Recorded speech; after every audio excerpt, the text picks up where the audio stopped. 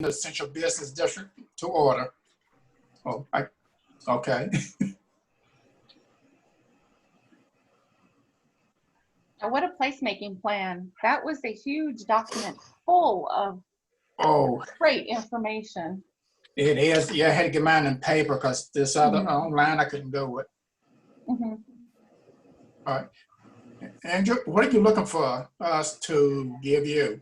So I think I'd like to just kind of dive a bit more into the goals, strategy, and priority projects of really more downtown and Cambria at this point. And then I think, at a later date, if that's something that this group would want to look at Midtown, I think that's certainly something, we can, that may be something to just touch base with council on, since it is traditional, it is a little outside of, the areas of focus of Cambria and downtown that this committee looks at. But I don't think it's really out of the realm of what this group looks at. I'm not sure who else would really look at it, from a committee standpoint. So I do think it makes sense, but there's enough for downtown and Cambria to really, I think, really to take a big bite on. So I think maybe we start there, if that sounds reasonable. All right, sounds good to me, Marissa. Yeah, I made a bunch of notes here as I was looking through it. Great. So we can do this many different ways. So I do have like a PowerPoint to kind of run through each of the goals and then the strategies associated with those goals, and then any priority projects that may be associated, along that. That's what I'm definitely interested in, that, because as I was reading through this, a lot of it seems to stem from what the town can do related to incentives or taxes or zoning, which is definitely something council can help with. So I know I would definitely like to look at the suggestions on how we can improve and go ahead and get one step in front of the other. Okay, great. So just to guide us a bit, we can kind of launch into the use a PowerPoint as a guide, and then I can always bring up the PDF of the plan as well if there's a certain page or something that you want to reference as we get into it. I just included the action areas, as you see, Cambria, downtown, Midtown. And then I did want to just bring this out real quick as far as what the data, the feedback input from the public was kind of identifying as important, issues and amenities that the public believes make us successful in a vibrant downtown. And you saw this in the report, but the top 3 issues facing downtown were identified as the variety of the different stores, retail opportunities downtown, vacancy, which I think is somewhat a combination of, just very observable in, very, obvious buildings that really kind of stick out as you're going through downtown being vacant, and also just a lack of space when people are looking for space. So I think it's a combination of those. I don't necessarily think, because I think our vacancy rate overall is not really out of line with towns. I do think that there are certain buildings that are prominent buildings that are vacant, or portions of them are vacant. And that does, that does register with the public. And then also, I think when people are actually looking for space, they have a hard time finding, the right space for them, whether it's for retail or office or what have you. And then parking. And parking has on staff's radar for a long time. And that's really, how do we make it a no-brainer when people want to come downtown? So that they know where they can park and they don't have to worry about it. It doesn't have to be right in front of the place that they're going, but it does need to be convenient in the mind of of the consumer that yes, I can get to this place or that place. And we want multiple stops too downtown. So, we want somebody to grab a sandwich and then go check out artwork at the new art studio or what have you. So, as many touches that we can get with stores downtown, I think we'd be successful. So how do we strategically place parking in and around our downtown beyond what we already provide with on-street parking? And then as far as the amenities that we heard from through our survey, we heard a lot about local casual restaurants would be something that would be more desirable. I think it was listed as 70% of the restaurants in town are chain restaurants. And so this was identified by the public as something that they would be eager to see more of. And, I was actually surprised by the numbers as far as the quantity of people who eat out or eat in. I didn't expect that result. That was surprising to me. And when I do look at the restaurants that are around Main Street and the fact that that was the top request for more, honestly, that was something I didn't expect either. So eating out is very important to our community. That's what they're asking for.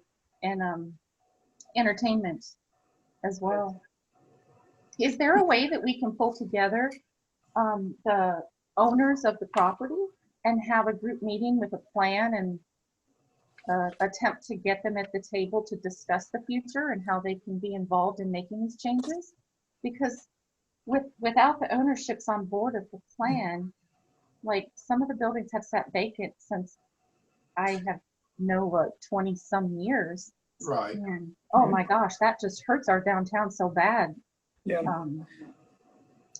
What can we do, Andrew? Absolutely. I think it is creating those partnerships. Everybody is a stakeholder, business owner, property owner, a citizen. Everybody is a stakeholder. So we really do need to approach each property owner. And I think partners such as such as play a big part in that. Helping with talking to business owners about programs and opportunities. There are things that we can do and we can continue to do that I think have helped and can continue to help us, like the facade program. I think that's it's really allowed for existing businesses, and that's actually one of the requirements is that you have to show an intent to open a business or have an existing business in the space. That doesn't help those spaces that have been vacant for a while. I know that there is an old laundromat that is on North Franklin, and we've had a number of conversations with potential buyers of that. And the facade program has been something that has been attractive to them because they say, oh, well, that's nice. That could be something that I could take advantage of. But that small laundromat, doesn't it have a problem with parking?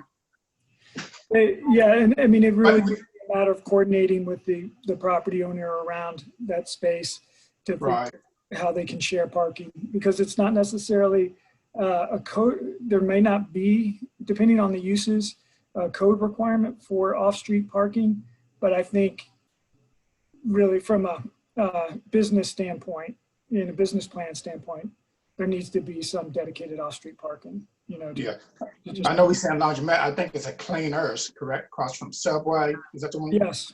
Yeah. Okay. It's a great building, and there's been a bit of interest, and so we'll kind of see where they go with that. I mean, I think there's a lot going on there. I mean, the price has to be right for purchaser, because they're going to be putting quite a bit of money into it to bring it up to today's standards. Right. And building space for a business is extremely difficult in our area. It's hard to find that right spot for an entrepreneur who wants to open. Right. And I really think that this starts with those stakeholders for a vision and a plan. And if the town can step in and work on regulations, reduce zoning, some tax incentives, I am all for that, especially now with after COVID. We really need our businesses back up and running, not just for a vibrant community, but it's also tax revenue. And unless we can get them back, it's going to suffer, and everybody will suffer with it. And that's a sad situation. So I'd rather spend a little bit of money now, entice some businesses to come in hopes that that revenue will help compensate for what we had to invest. Yeah, I remember I attended one of the training meetings, and I think we did have a lot of the building owners in that meeting. Is that correct, Andrew?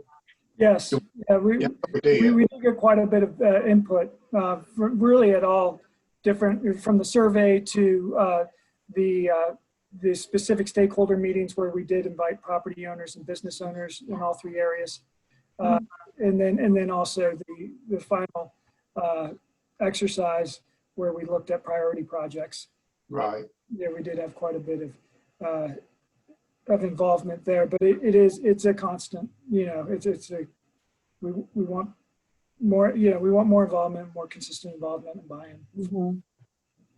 But I think Marissa hit it on the head. What can we as a town offer, you know, to get, let's say, to bring people on board more, to entice them to open up the top floors or whatever. Right. And I did see some suggestions, which I thought were great, about, you know, a business below and affordable housing above. Right. You know, but that is an extremely expensive request. So, you know, I don't know, a developer would need to be on board with that and realize that it's a good investment for them. And I think that's where the town can step in and see how we can be, you know, good partners in that. Right. And there may be some more low-hanging fruit opportunities, such as it was on one of the pages in the report. It's a kind of an upcoming trend about micro retail, where you have, you know, traditionally you have these large retail spaces in downtowns that are very deep, and in retail spaces today just don't need that amount of space in a lot of situations. So how can, you know, there be a way that you could have maybe a small retail space in the front, and then in the back have an office or something that really doesn't need that visibility from the street front. Right. Exactly. And, you know, we do have a very vibrant church community on Main Street as well. You know, so I think in a way, you know, we're not unique, and we're not exactly the same as other communities around us either. You know, but as a business, if you are looking, you know, you're going to be comparing perks and rates with Pulaski, maybe Floyd, Salem, Blacksburg, and we want to make sure Christiansburg's attractive. So I definitely support a discussion that could happen strictly on what incentives can be offered. I think that in itself is a whole conversation. Do you agree, Sam? Yes, I mean, because over the last few months, there's a young lady, a woman, that was interested in starting a, I'm saying, restaurant downtown. But once again, what can we do if it comes down to it to assist that person? You know, of course, the building will have, well, one, from the building, and two, modifications will need to be made. So I think we just need to research more. What can we do as a town to help people that want to come downtown? Exactly, or even pull in the proper partners. Right. You know, there's a lot of groups around that can be helpful in that aspect, I think. So the town doesn't bear or should bear the complete, you know, package of what we want to offer. I agree. Like as the Small Business Administration, I'd love to see them at the table a little bit more often with us at a central business meeting, discussing how they can be a good partner. And there's a revolving loan that the Economic Development Authority runs that may be applicable to certain businesses, and maybe it's a matter of talking with them to see how we can better market that program to you know, to folks that would locate in Cambria or downtown. Right. Yeah, and I don't want to alienate the businesses that are currently there, still doing their best, you know, who have been established and hurt by COVID. So perhaps our thought pattern can be new businesses, and then how can we assist those that are already established? So it's kind of a twofold conversation.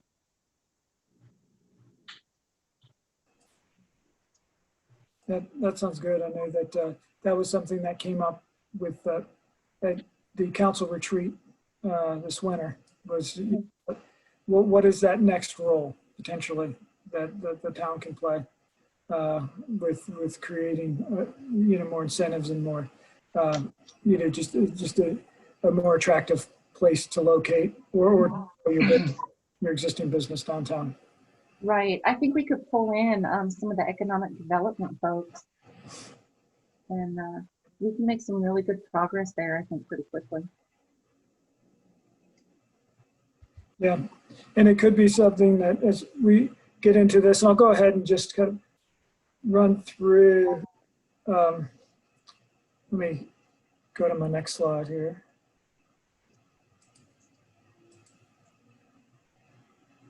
Yeah, but yeah, I think absolutely we can bring in something that for downtown, is there a group like DCI that we could say, hey, could you come up with some ideas and provide them to us and for review?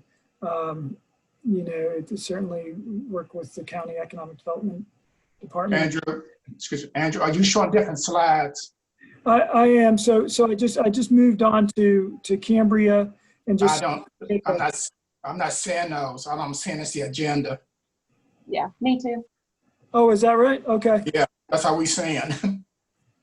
Oh, I apologize. It's showing perfectly on my screen. For letting me know that. Let me start this again. Well, now I see you. Yeah. All right. All right. So here we go. Okay. There we go. No, very good. Thank you for that. All right. I would have been talking about stuff that you all can't see. Bear with you a moment. I'm going to put in earbuds. It's a little hard to hear. Okay. If you don't mind, I'm going to close my doors here as well. So. Okay. Yeah, I think we all. That's what I've done. Okay. Yeah. I might do the same thing. See if my earbuds will work on this.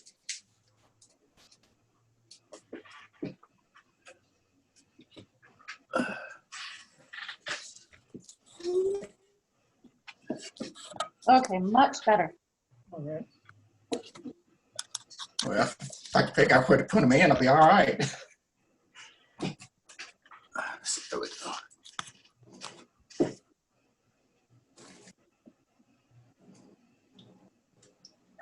There's a few observations that I've had too when I was looking through the paperwork that I hope that we can touch on. That was the income to poverty levels, and then our low diversity rates. Yeah, so do you want to talk about those first before we get into the presentation? Or, Sam, that's up to you. I mean, the goal is really, just an opportunity to talk more about the plan since we didn't, since last time it was a good chance for an introduction. But as you said at the beginning, there's a lot in here. So as much as we have, and I think that probably makes sense to have those conversations before we get into priority projects. Okay, sounds good. Okay, well, one big takeaway for me was the income level compared to poverty, and then also compared to the price of homes. So there's a really large, considerable request for $200,000 and below. And I know this is not a new topic, and we are concerned about affordable housing, but it just makes me realize how very important that is for us to get homes and rentals that are not inflated, that are more affordable. Because our poverty levels were a little higher than I expected them or thought that they would be. What do you think about that, Sam? Okay, where did you get that information from? That is when I was looking at the 5, 10, and 20 mile. Oh, okay. I was looking at the details, not the summary, and I compared what percentage was living in homes, say 50,000 and below, or Gotcha. $1 million and above, etc. And the biggest demand appeared to be in 200,000 or less, which was the comfort level for the majority of the income in our area.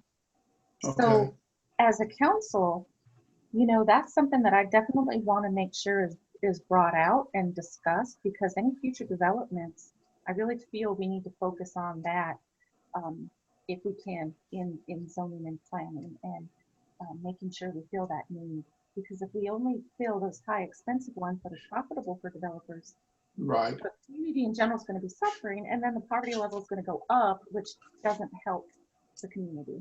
So I agree. I agree. I see what you're saying. okay. Yeah, because a lot of people don't make a lot of money, and some people, well, we kind of forget too, people that's on fixed income are retirees.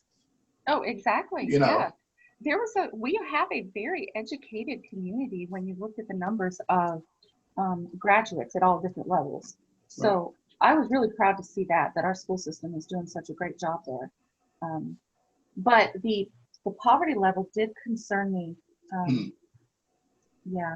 And okay, so if we agree on that, the other topic was, and this was a shocker to me too, is our low diversity level as far as, you know, nationalities.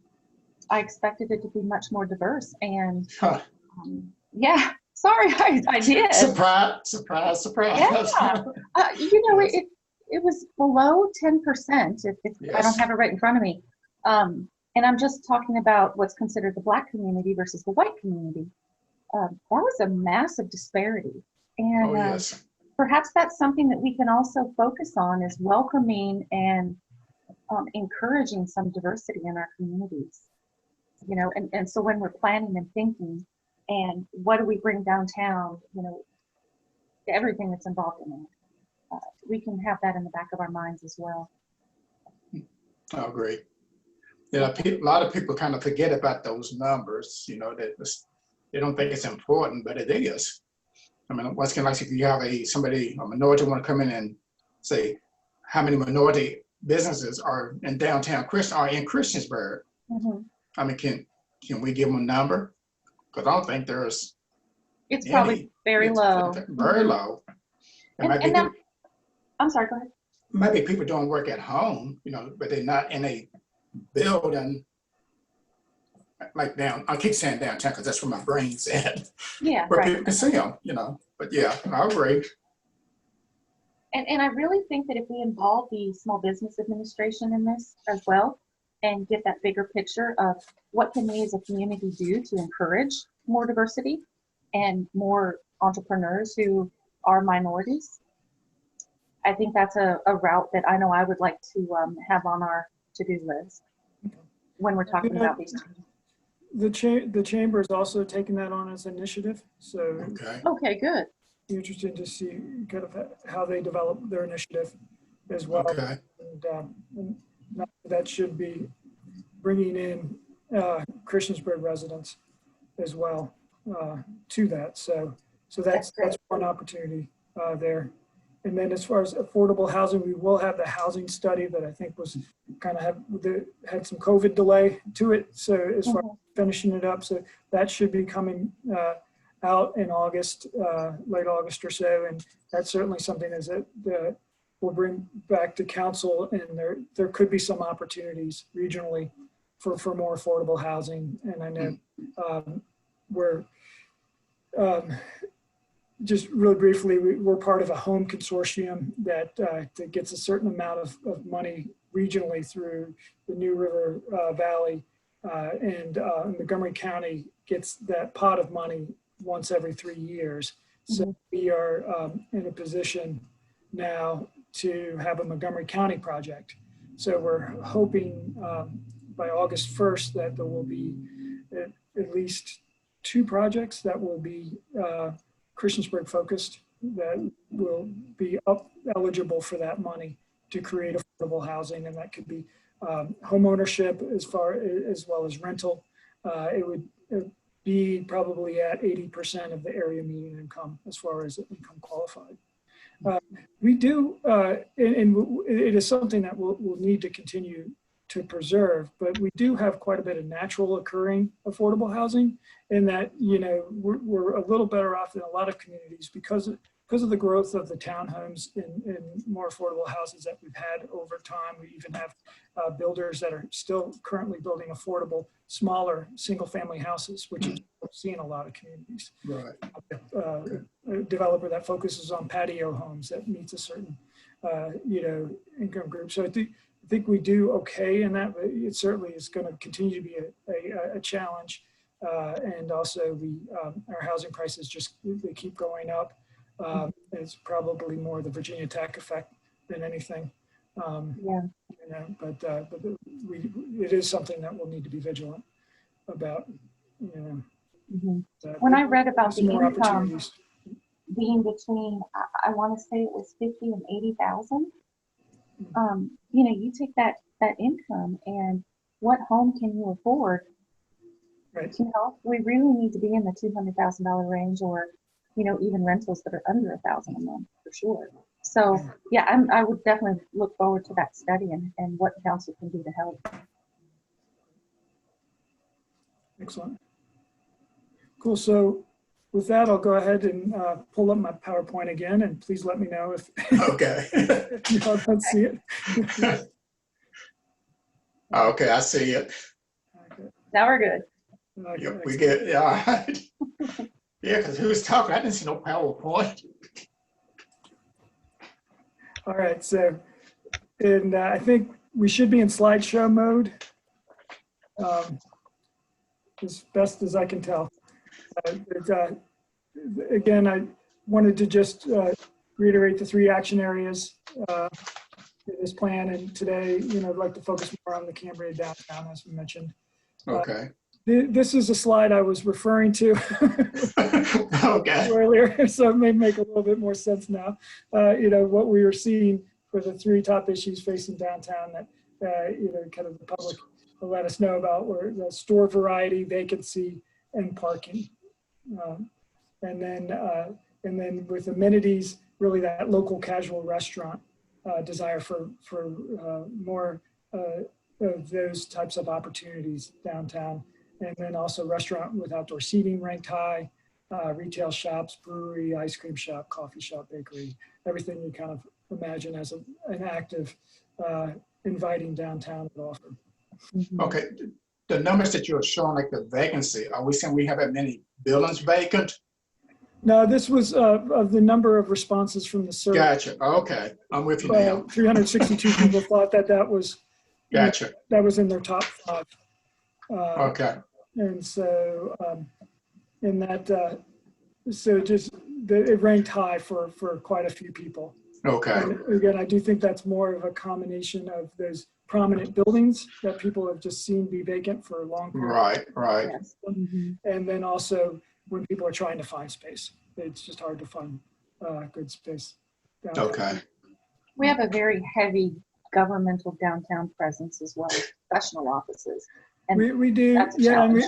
and we have a lot of, because we're the county seat and the seat of social services and different, you know, so we do have a lot of attorneys and a lot of, you know, with the court system, we have a lot of attorneys, and then we have, with social services, we have a lot of nonprofits as well, you know. So, you know, that will be, you know, that will be one of the challenges as well, how to rebalance their needs for, you know, a central location to provide for their clientele in with affordable rents, you know, in downtown. So that that is kind of, that's one of those challenges as you get into, you know, a more retail restaurant oriented downtown, because they are higher rents naturally.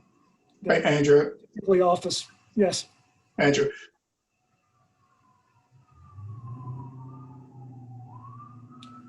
Oh, he froze up on me.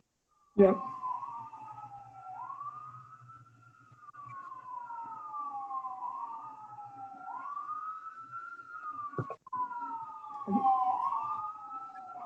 Hey, Sam, I think you're still frozen on our end.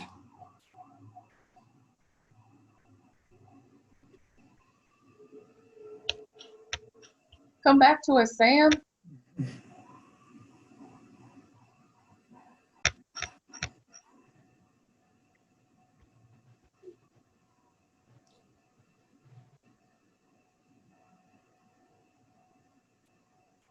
Sounds like he was saying something very important too. I really wanted to hear it. I'm sure he'll reconnect you. Very good. Mm-hmm. So He's in the process of reconnecting. very good. I'll wait till Sam comes back.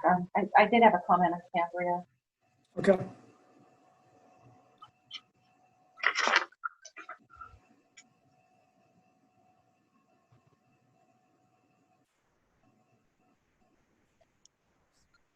Okay, am I back? Yes. You are back. I Great. don't know what happened. I just disappeared. I guess my question Technology was, does that. well, yeah, but it's not helping me. I'm not technology swabby. You know? Right. Okay, the question I had was, I saw one of your slides that said it was like not kid friendly. Yes. What is that? Mm-hmm. So I think that was basically whether families felt comfortable bringing their children downtown Okay, for events or for different services. And so it ranked up there, but I mean it wasn't one of our top 3 issues. But it's certainly something that we want to be cognizant of. I think there are things downtown that the downtown park and okay, and there's several there's 2 karate studio there's 3 karate studios. I mean there are certainly activities that are family friendly, but that is a perception that's out there that okay. we need to kind of guard against as we move forward. All right, thank you. Sure.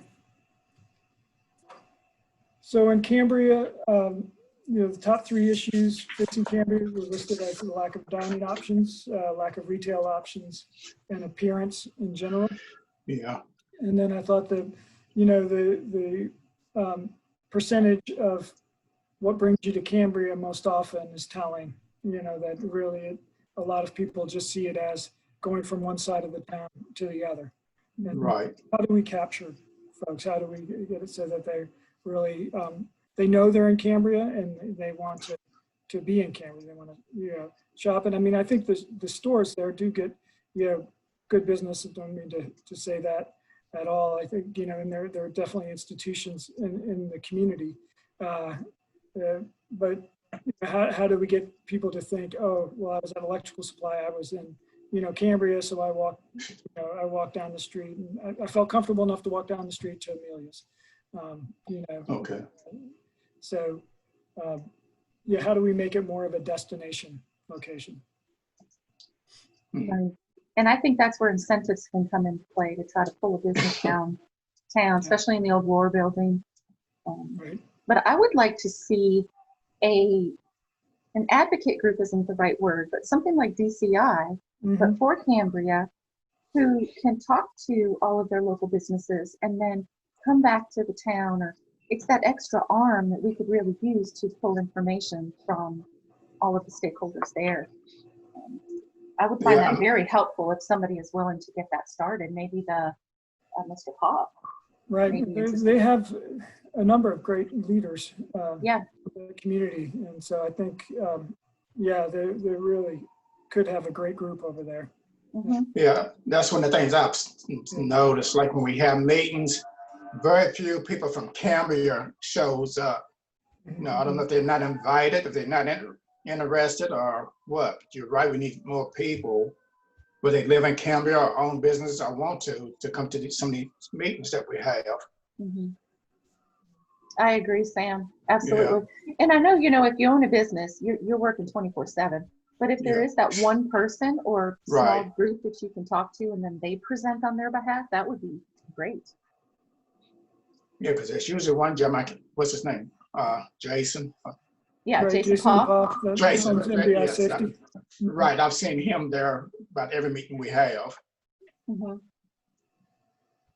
Yeah, so I'd really encourage a group to form in Cambria.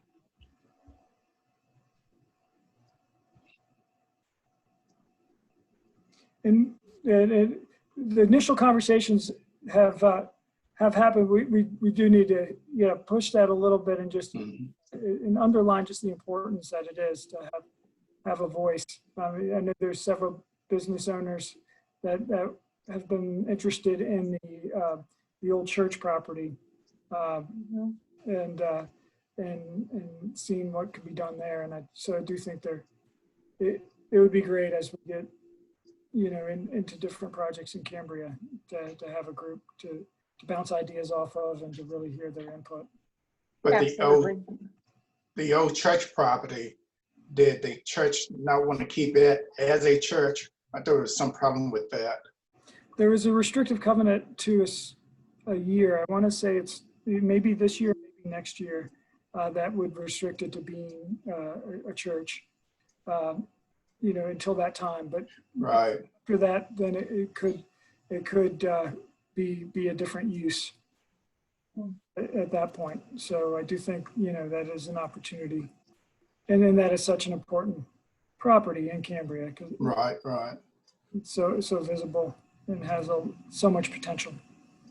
Are there And I'm sorry, ahead. Pam. Are there any ideas for the old school building down there where the buses were? I know that they plan to sell it, but what can we do as a town to jump in and entice the right business to be interested?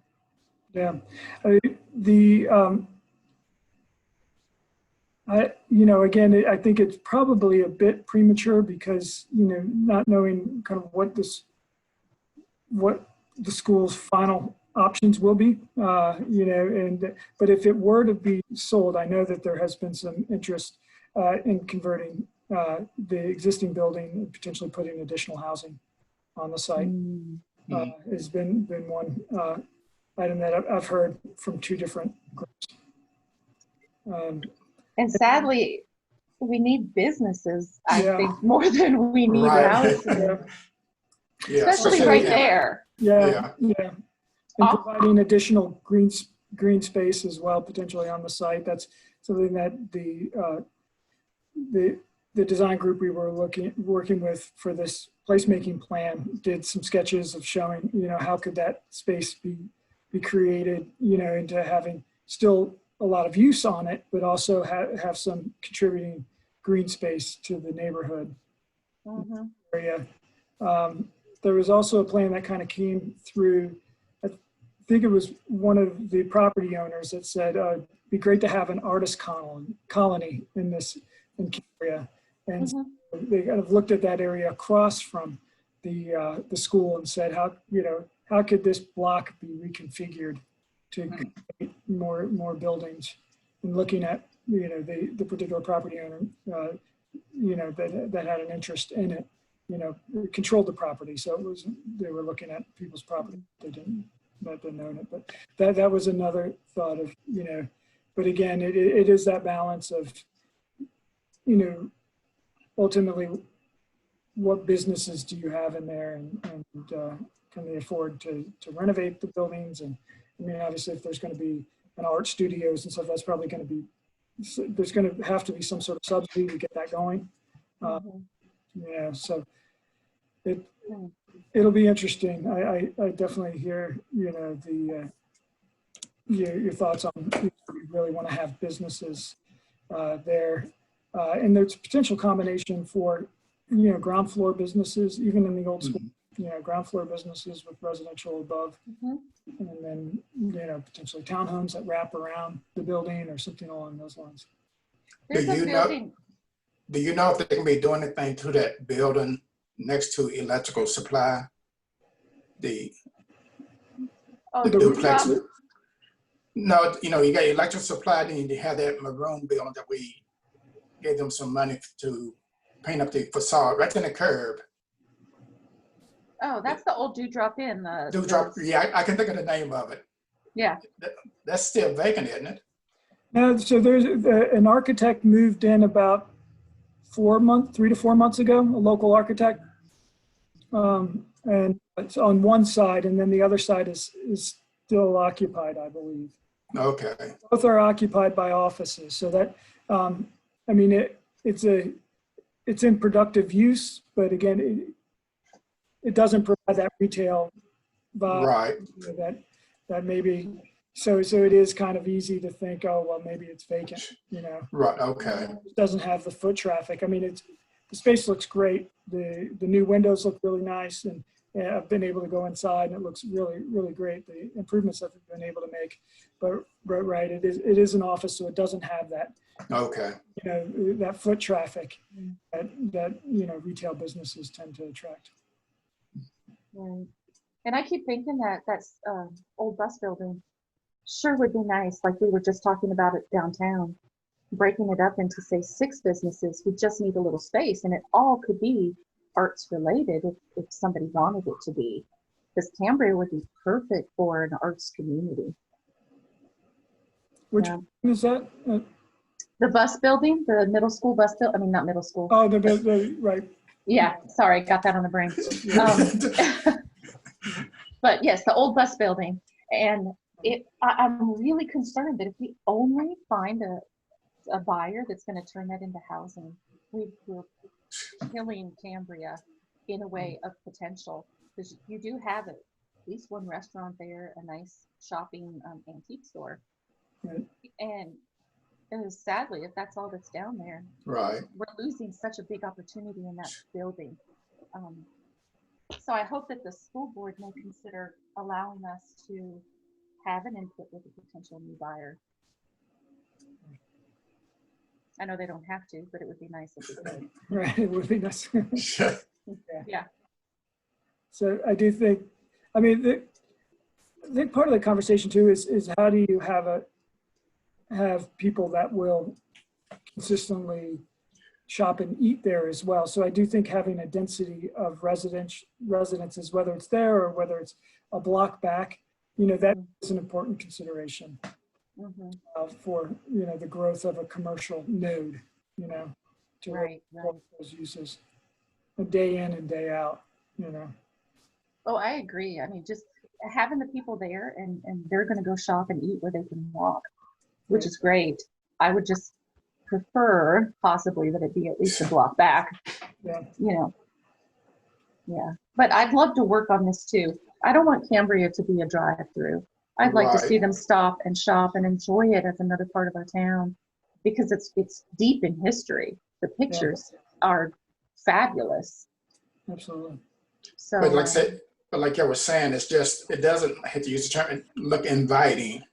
You know, I know they've been cleaning, the owners have been cleaning it up and stuff like that. But once again, because I drive through Cambria, you know, and unfortunately, I mean, there's nothing there but, you know, what, one restaurant per se, unless you're going to pay, well, get some oil or something. So we need to try to entice somehow people to come there. But once again, they got to have buildings to go into. So I guess we need to put on our thinking caps. What can we do as a town council? Well, I that agree. leads into some of the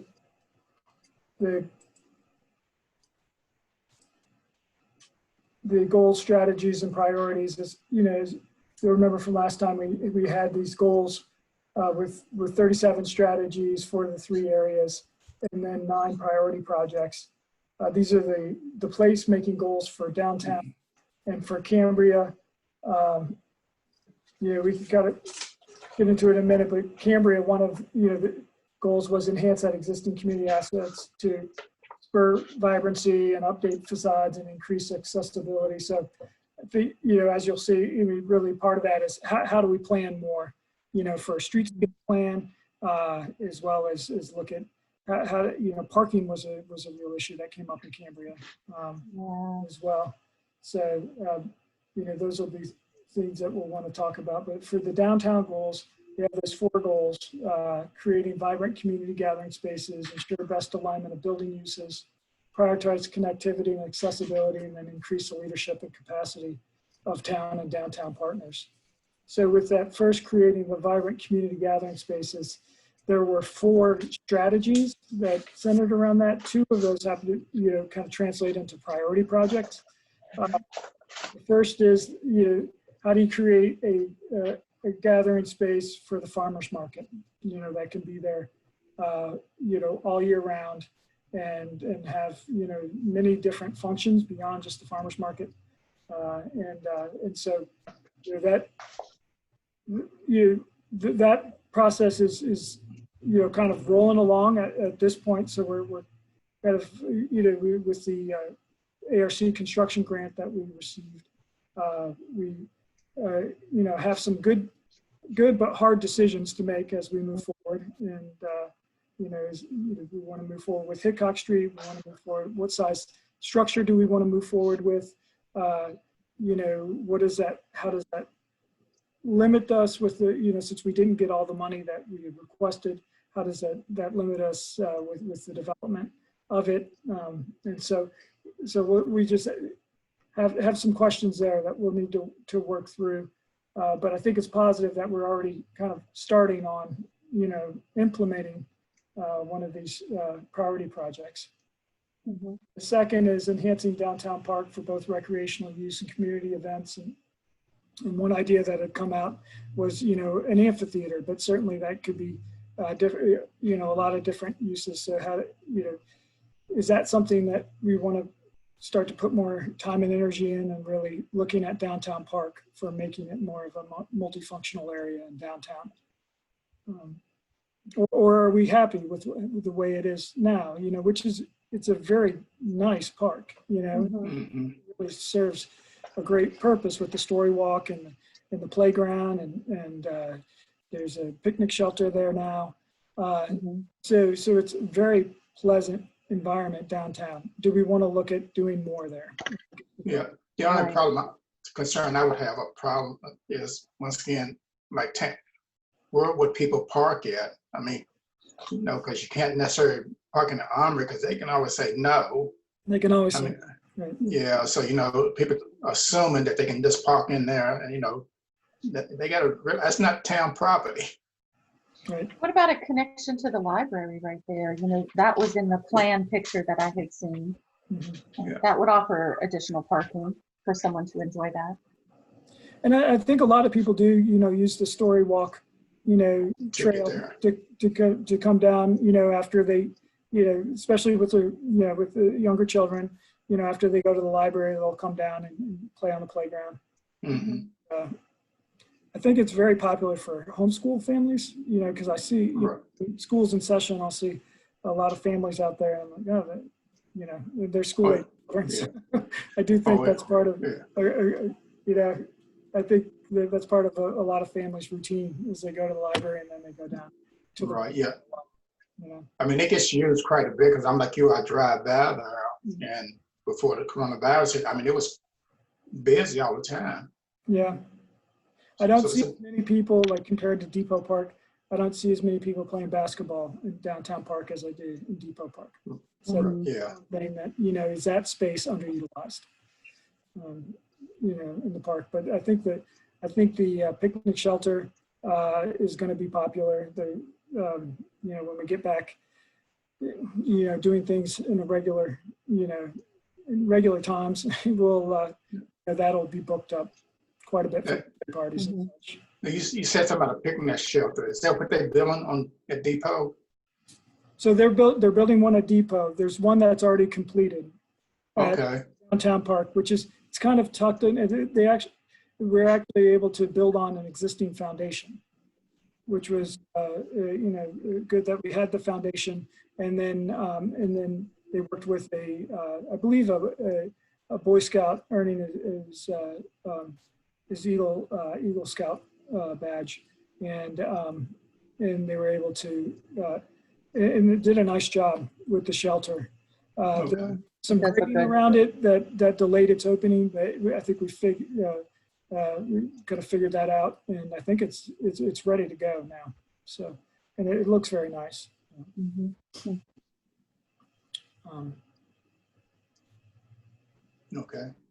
Yeah. So another strategy for downtown is identifying underutilized spaces suitable for a pocket park. I mean, we certainly, it's nice that the Raleigh grant is coming through, and there's, kind of a group outside of the town that has said, okay, well, we think a pocket park would be good here. And so pursuing that as part of the grant. So think that that's one opportunity for Pocket Park, but we want to look other places within downtown as well to see, are there other opportunities? And it could be also utilizing Town Square more. You know, is there a way that we safely can put benches, tables for people to take advantage of those green spaces in Town Square? And there very well could be other spaces as well, and other opportunities that come up. And then also, do we look at purchasing, you know, land that may be undeveloped, you know, property downtown? You know, is that something? Is that a role that the town would want to be in? You know, moving forward, to actively pursue that. Definitely a lot to consider. Yeah. So as far as the second goal, ensure the best alignment of building uses, and this has a lot of strategies that are associated with this goal, and it really gets to kind of everything you all were talking about earlier with incentives. So from, you know, considering the zoning ordinance revisions to encourage vibrant dining, experiential businesses on the ground floor of designated area of the downtown core. And that is, we touched on this at the last meeting. Do you look at zoning restrictions that would require a conditional use permit potentially for offices on the ground floor? I mean, and that definitely has a lot of, you know, things to consider with that. But it is certainly could, and it's a long-term approach as well. It does not happen overnight. It sometimes takes decades, you know, to really. I had the opportunity to talk to Ms. Blakemore about that when we were concerned about our downtown, and it was a very interesting conversation because although Blacksburg did change their zoning, she said it still took a good probably 15 years to, you know, see the changes to the downtown they have now. So it's definitely something to consider, far-reaching. Yeah, it won't be a quick fix. Right. But the idea, I thought, it made sense. Right. And is it a tool that we use with other tools, or, you know, such as other incentives as well? So that's really, you know, that's going to be the balance of it, about encouraging the micro retail opportunities for ground floor businesses to allow for development of smaller or startup businesses. And, you know, that's what I was referring to earlier with those deeper historic, like retail spaces where you know, most retail uses just don't need that much space as much. And it's harder to turn around a space, to upfit it and to get in a quick time, which, you know, time is money, you know, so the retail folks need to get into their space and get set up. So does this allow for more pop-up, more startup quickly to get on the ground running? We offer tax abatement incentives to property owners to encourage facade landscaping or streetscape improvements. And we do that where we do a facade program. But this would be a step further. Are there tax abatements that you would look at to offer incentives? And then encouraging the development of infill buildings. This would be probably looking at zoning, looking at building code. Is, you know, if are there incentives to offer if someone was a building that is between two older buildings, and filling in a space? Are there opportunities potentially for reduction of hooking up to water and sewer, and you know, some utility relief there? Those are some things that other communities have considered when encouraging new development downtown. Continuing the facade program is another. Encourage workforce and market rate rental housing in the upper story buildings downtown. So that is another priority project. Typically, when you refer to workforce housing, you're looking at the 80% of the area median income to my understanding, is into about 120% of the area median income. So you're looking at, folks that, that still make decent wages, but, it's still, if the rates are too high, they're just not going to be able to afford rent. So, there's that gap that a lot of times markets leave behind a lot of people that don't qualify for affordable housing, subsidized housing, but they don't qualify, they just don't make enough to meet market rate housing. How do you address that middle group? And so that's really what that's getting at. And then encouraging the use of second story space for housing, like an artist incubator space, co-working space, professional services, etc.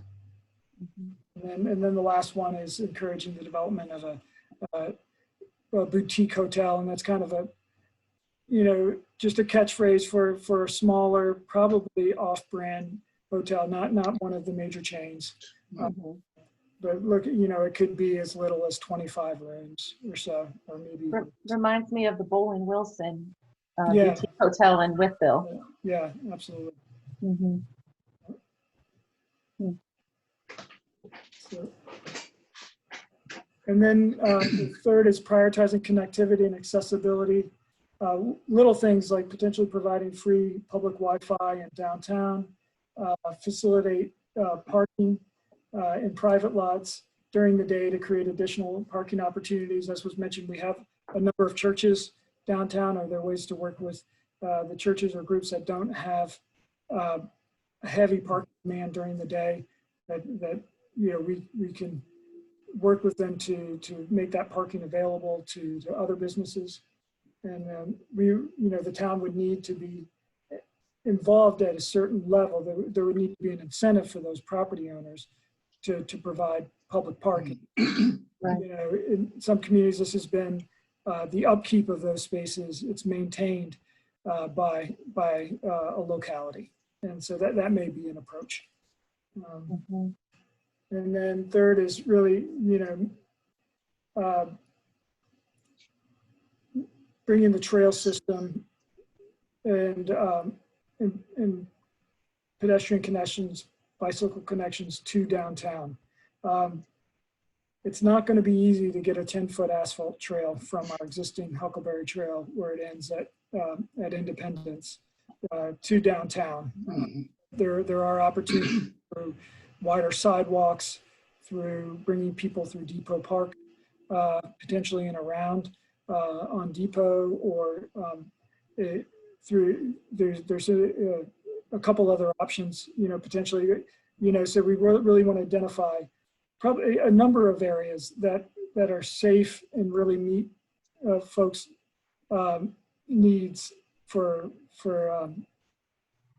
walking downtown. Not everybody's going to feel safe walking down North Franklin currently. I mean, I think a lot of people will, but if you have small children, you may not be willing, if you can easily get over, to the aquatic center, to now then walk through Depot Park and then back around into downtown. And that may be a good opportunity. So how many connections can we make from North Franklin, from our existing Huckleberry into downtown, and then also are there other pedestrian connections? And this is something that I know the Bikeway Walkway Committee is looks at and is very serious about looking at that, and our engineering department has all of our applications that we've put in for grants and such have supported this idea of trying to make a stronger connection to downtown. And so has there been any interest in the land that used to have the old mill on it across from Pete's Inn? On the corner of Depot and North Franklin. There is. I mean, there are some so I wouldn't say, well, for lack of a better word, restrictions on the property, because it is, a good portion of it is in the floodplain. So it does make it difficult. I mean, it's not impossible, but it does limit the amount of area that can be developed with structures at a certain level. I mean, it's gonna be done, but it's going to add cost to development. A culvert wouldn't fix that concern for flooding. They could do a study, yeah, to show how they are not, either how the bottom elevation is not going to be in the floodplain, or if they're making certain improvements to it. It certainly can be done, but it's not a extremely straightforward process. I mean, it does take a lot of time and would add to the expense of the development. But there's certainly a lot of uses, and I think the car wash on the opposite side of the intersection is for sale as well, and that it'll be interesting to see if they want to keep the car wash, enhance the car wash potentially, or if another use would be would go there. Right. So I do think there's definitely opportunities for growth in that area. On that particular corner, though, I think the floodplain is something that needs to be contended with any development. Okay. I've just seen it empty for so long. Yeah, it'd be nice to enhance it. and actually, I've never seen old pictures of the mill, so I'm still very curious to see how it fit on there. Well, in my days, I did see it, and it worked. I mean, it had it did. turned around and everything. It worked. I mean, I'm like you. I'm trying to go back and remember it, but growing up, I remember the mill being there. Right. It was interesting. Yeah. Yeah, I've been in there as a teenager, and but then again, that's when Don Kenny was still where Kroger's is, so that's been a long time ago. We tell it on ourselves now. Huh? Yeah. Yeah. But when we are talking about making sure our downtown is the best it can be, I do tend to look for property that needs to be revamped, and that is quite a very busy intersection for us. It'd be nice to be able to put some attention or incentives on those two pieces of property. Mm-hmm. Yeah, I mean, it's a gateway of town. Yeah, it is. Yeah, we really do want to have something, the use that really contributes to downtown there. In the intersection, we do have plans, if we are able to get funded for them in the next grant cycle, to improve improve that intersection, is to make it a little easier and safer for people that are taking a right onto Radford, towards Radford, onto Depot, and then also just make it easier to cross through there, and to make sure the sidewalk goes over the creek and connects up. Right. Yeah. So. Right. And then finally, in downtown, increasing leadership and capacity of town and downtown partners, and this simply gets to, the more groups that, the stronger that we have with partnerships and alliances, the stronger our downtown is going to be, because we'll have people working towards common goals, but working independently, and working on their own goals separately, but everybody going towards a common vision. So part of that is how do you develop a strong brand for downtown, and this kind of gets into more kind of a larger question of what is that brand, but I think that is something that doesn't necessarily have to be solved today, but as we move forward, we definitely want to have a common vision of downtown and a brand for downtown. Especially if the Main Street can happen, that would really help. Right. And then collaborating with downtown Christiansburg Inc. to establish culturally, economically vibrant downtown, through promotion, exploring creative solutions, and active relationships with business owners. I mean, it is nice to have a group that wants to be a Main Street group that really focuses on business development and event promotion, and really being that entity within the town. So I do think that is a partnership that that is, is something to look at, to nurture, to see how we can grow together, if that is, council's wish moving forward. Another would be foster dialogue, relationship with property owners to better understand needs, communicate customer interests, and broker future partnerships. And I think this, this was said earlier, and how do, it needs to be done. And then the fourth is, again, is, how do we get DCI more involved, with committees. And I think this group has already said, yes, we would like to have them at the table starting with the next meeting. So make that happen, and I think DCI, is ready for that. Encourage representation of downtown business owners. And again, that's going to be critical as well. And that's one of the challenges in the organization we work with, that we want to make sure that we're speaking to business owners when we speak to any representing organization, so there needs to be buy-in there at the business owner level.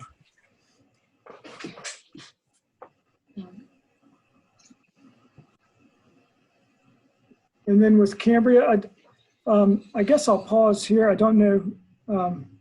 I know that we're past 1 o'clock. And that's a lot for downtown. Right. And if you want me to kind of continue on for Cambria, I know kind of how much do you have?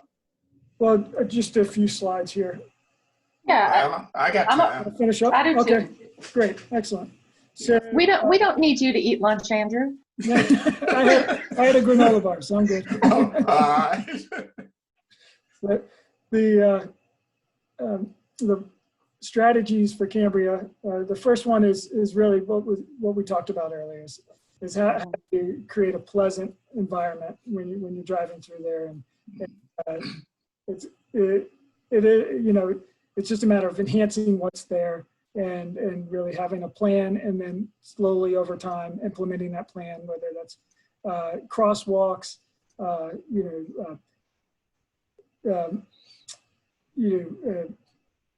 parking lot island or street islands with trees, or certain tree that we're planting along the edge of the street, certain light poles that are potentially unique to Cambria.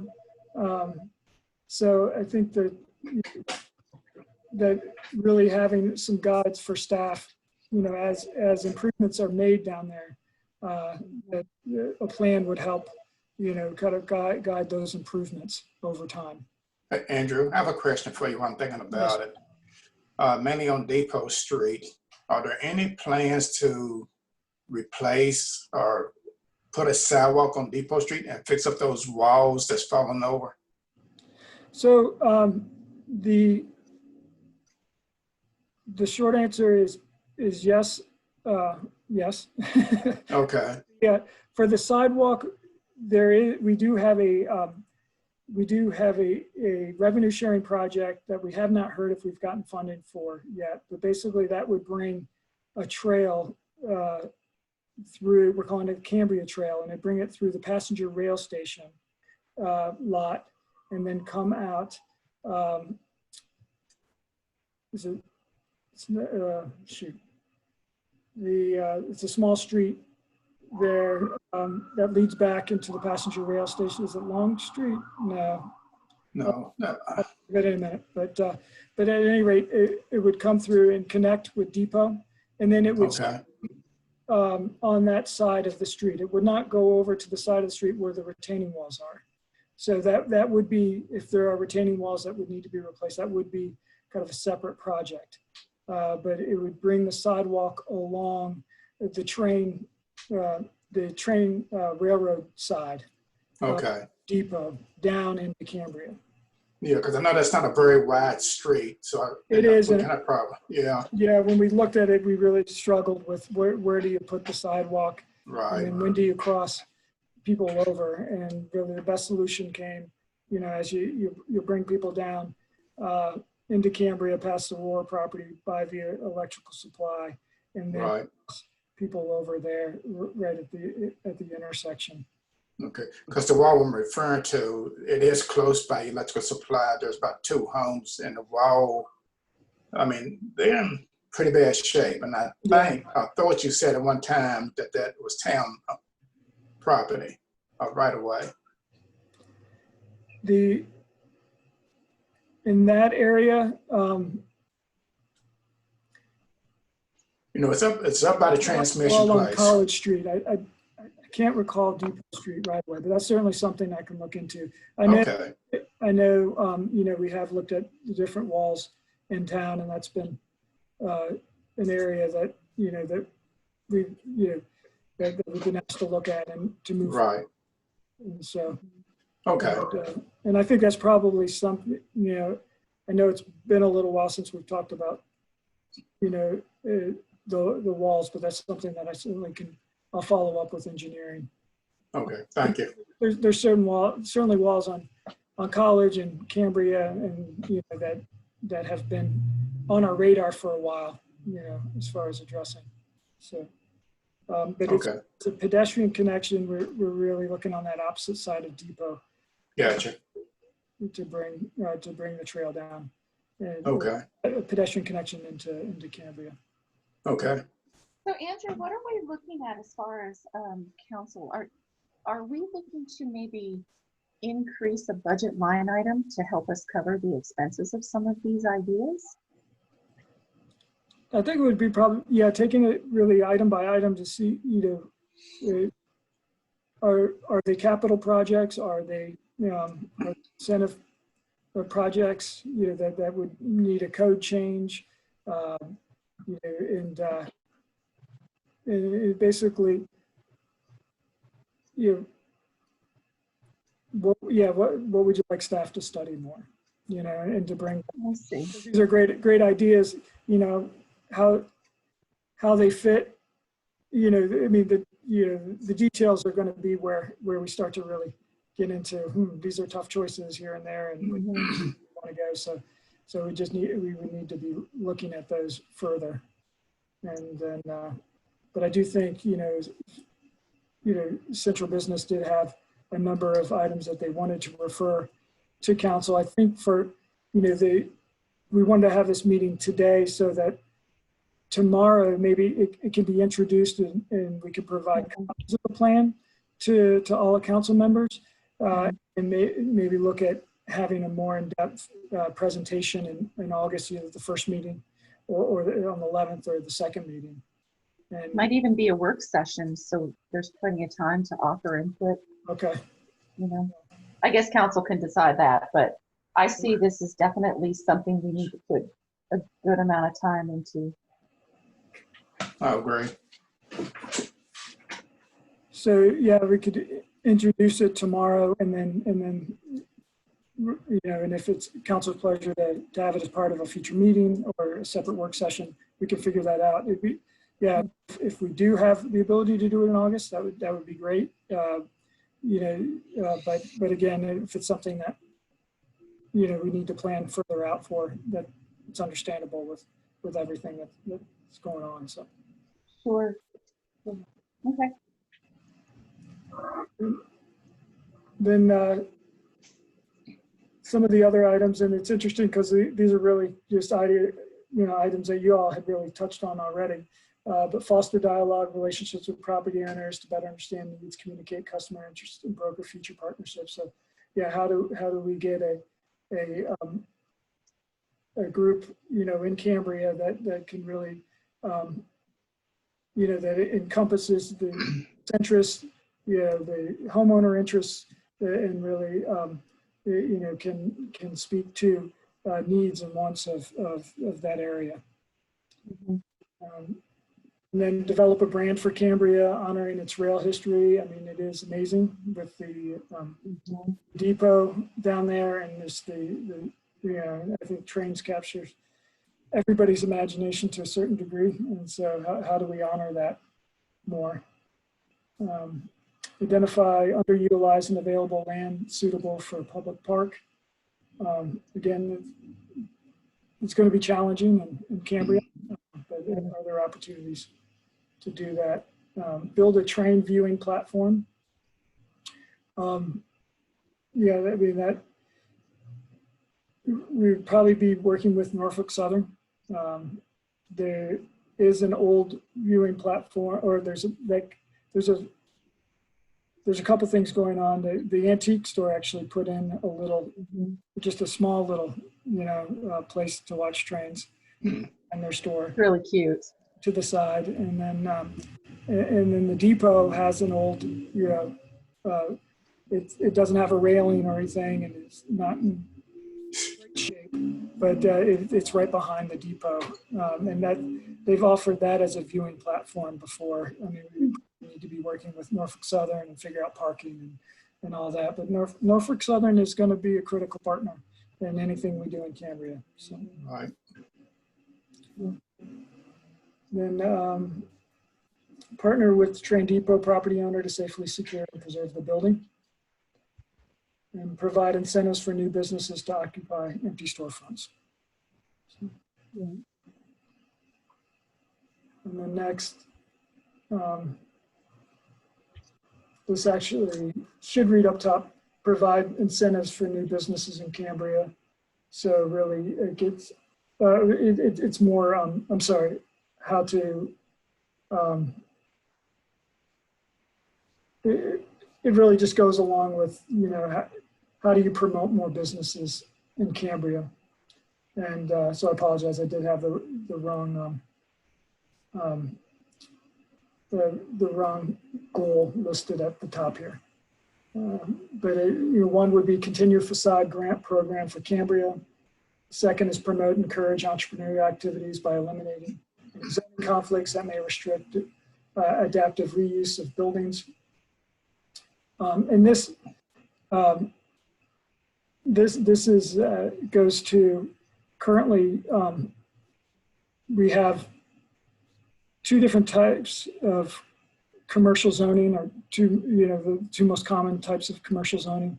One is kind of a downtown zoning, and the other is a general business zoning. And this area is zoned industrial and general business. So there are, if someone was to put a new building up or do in addition, there's potential conflict with the existing zoning. So that's something to look at, because it has, the way it's built out like a downtown. So should the zoning really reflect more of a downtown development pattern than what you would find, say, in the uptown area, or along Roanoke Street or Radford. Mm-hmm.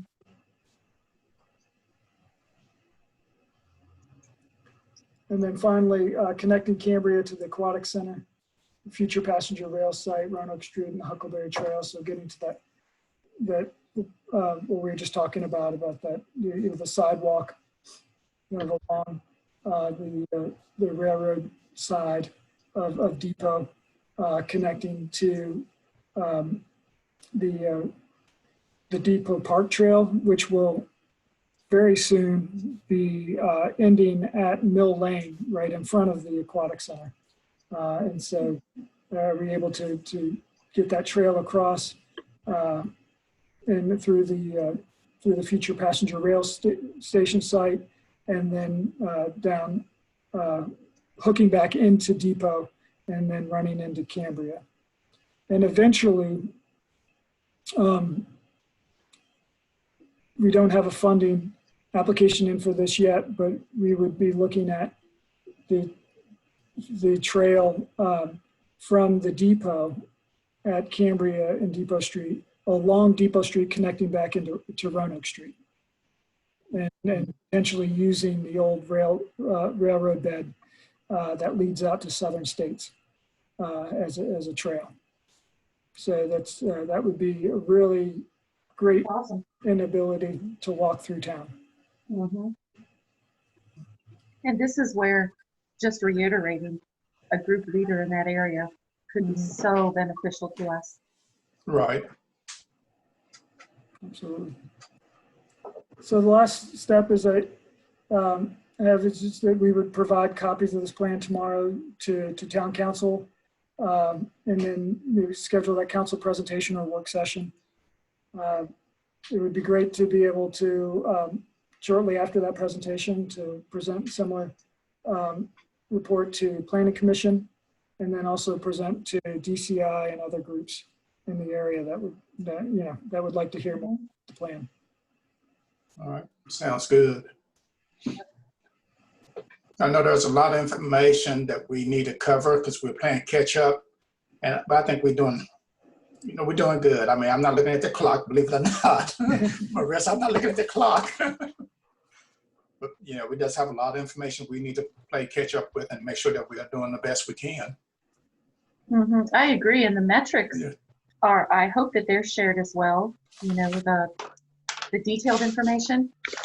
I really enjoyed going through that, and I made some notes here. We're 64.8% white collar and 19.8% blue collar. That's really interesting when you talk about what types of businesses that we want to encourage to come into town. So yeah, this has been a wonderful study, and I really appreciate the information. And the females outrank the males now in town. Yeah, okie dokie. Just a little. It's almost 50-50, but yeah. Almost. All right. All right.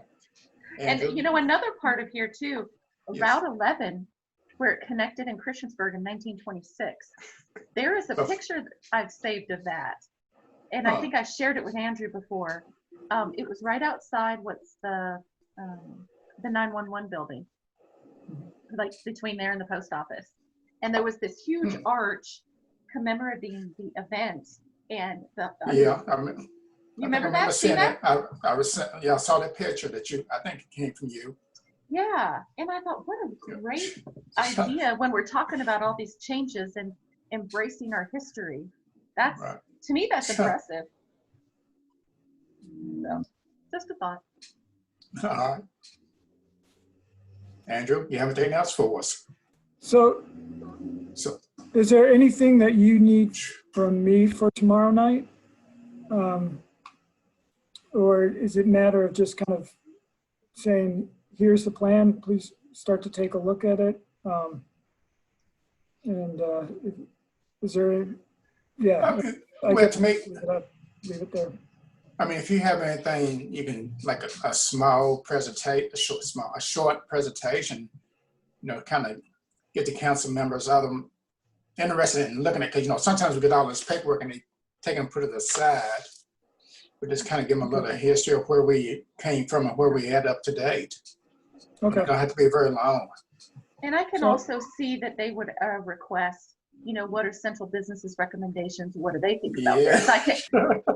And, I would like to be able to possibly share what we talked about today, what the things that we pointed out that we felt were important, and maybe offer, in addition to this, what our thoughts were. So they know that we've looked at it and digested it, and we're ready to communicate about it.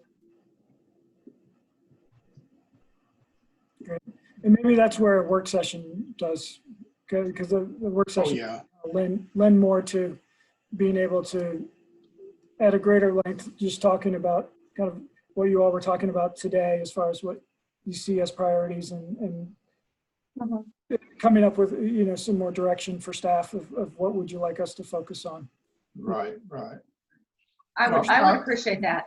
And even, not to put you all at task, but to have a recommended due date. So we have points that we're trying to meet for progression. Because there's a lot involved in this, and I want to make sure that we talk and communicate, but I also want to see solid progress and action and have in our minds we want to see this in 6 months, 1 year, 2 years, you know, that type of thing. It's like a planned schedule. Right. And I can discuss with Randy further, but that's something that maybe we'll look at the goals, you know, that were set forth on the at the retreat this winter, and then incorporate those into, because he had provided a spreadsheet that showed, you know, short-term goals, Right. kind of mid-range goals, long-term goals, and you know, and how could we fit these into that spreadsheet?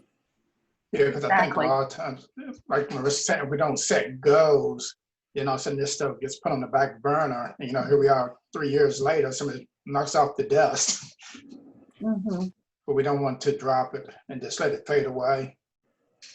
Exactly, Sam, I agree. Yeah. This is like a pivotal point, I believe, for Christiansburg, this study. I think the regional commission did a great job, and it really is.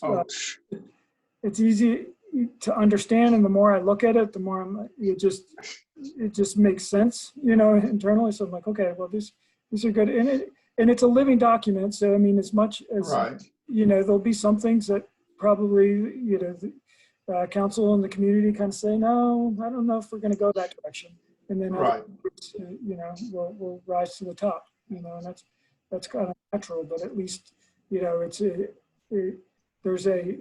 we're kind of looking at the future and have somewhat of a roadmap.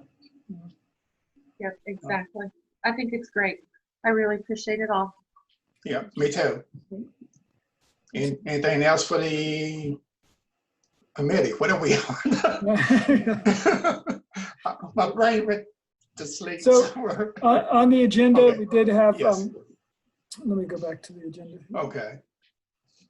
Awesome. Basically, I am still working with our partners at the state as far as coming up with, you know, options for moving forward with the reduced amount of money that we received for the construction grant.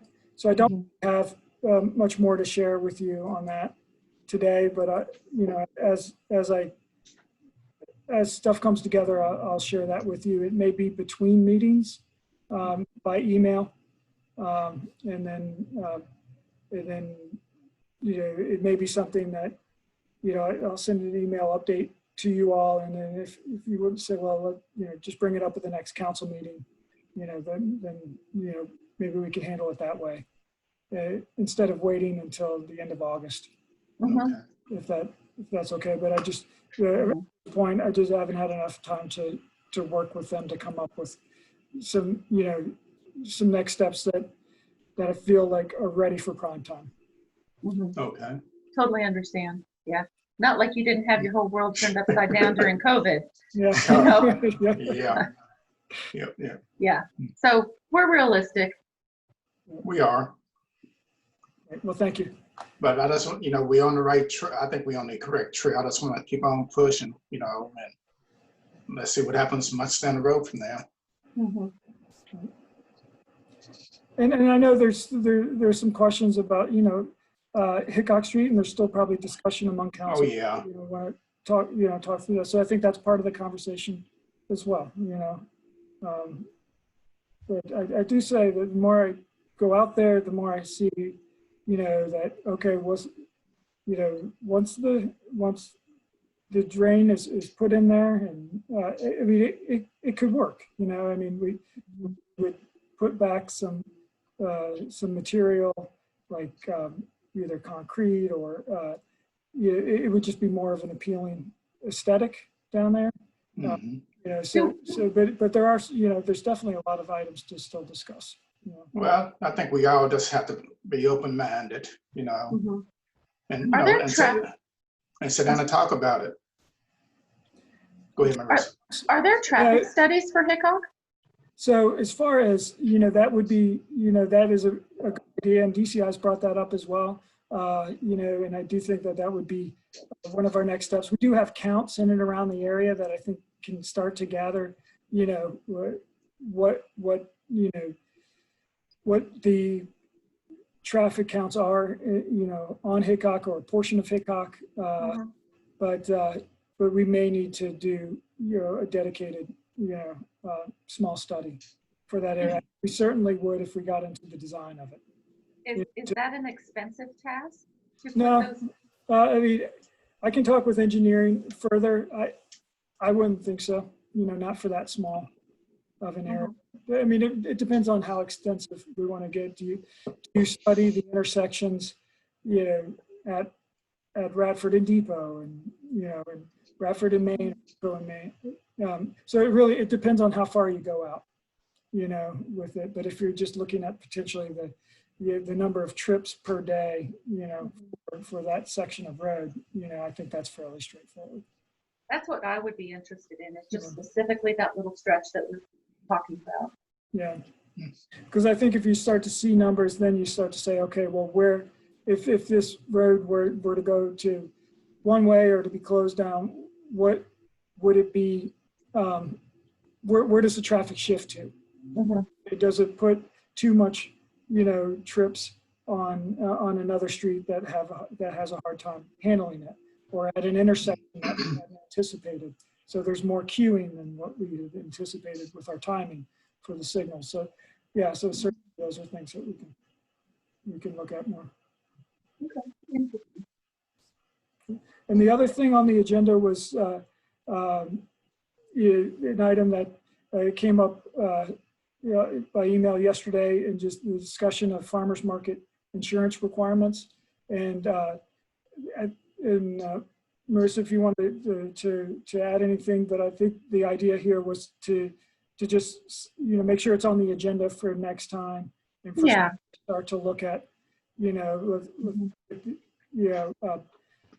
different farmers markets again, and make sure we're what are other groups doing, because the idea, I guess, is that, are we losing business because of the insurance requirements, and are we not as open as we could be, and what are the pros and cons to that? Exactly. Okay. And we're already in our season, so this, to me, this is a discussion for the next season. Yeah, because it's certainly something we've talked about before, but it seems to be a reoccurring issue in the community. So I think it's definitely worth looking at a little bit further, and and now we have a new market manager, and he may have some new insight on it as well. Sounds good. Excellent. So Oh, we lost Sam. uh-oh.